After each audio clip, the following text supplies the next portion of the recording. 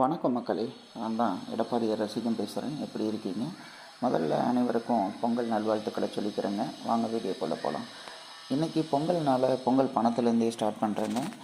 இன்றைக்கி ஏழை எளிய மக்களுக்கு பொங்கலுக்கு பணம் இல்லைன்னு சொல்கிறாங்க. கள்ளக்குறிச்சி கள்ளச்சாரம் இன்னும் புழங்கிட்டு இருக்குன்னு சொல்கிறாங்க.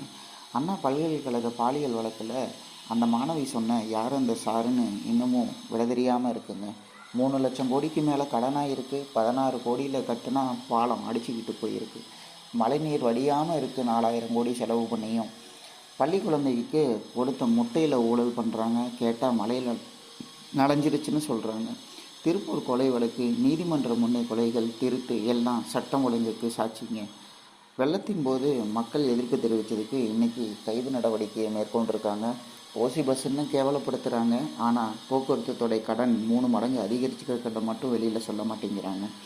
செவிலியர்கள் மருத்துவர் இல்லாதனால மருத்துவம் பார்த்து குழந்தைகள் இறந்து போனதையும் அதனை அட்டைப்பட்டியில் போட்டு கொடுத்ததையும் மக்கள் எப்படிங்க மறக்க முடியும்? மெரினா விமான சாகச நிகழ்ச்சிக்கு வந்த கூட்டத்தை கட்டுப்படுத்த முடியாமல் தண்ணி கூட இல்லாமல் இவங்க நிர்வாகத்தை மக்கள் பார்த்துட்டு தானே இருந்தாங்க. குழந்தைகளுக்கு டிடிபி தடுப்பூசி கூட இருப்பு இல்லாமல் இருந்ததையும் மக்கள் பார்த்துட்டு தான் இருந்தாங்க. கஞ்சா மெத்தப்பட்ட பயன் புழக்கம் தலைவிரித்து ஆடிட்டு இருக்கிறது இன்றைக்கி ஊரறிஞ்ச விஷயம். மேலூர் போராட்டத்தில் டங்ஷனை எதிர்த்து ஈடுபட்ட 5000 பேரை கைது செஞ்சுருக்காங்க. யார் எதிர்த்து பேசினாலும் அவங்கள கைது நடவடிக்கை மட்டுமே மேற்கொள்கிறதையே வாடிக்கையாக வச்சுருக்காங்க.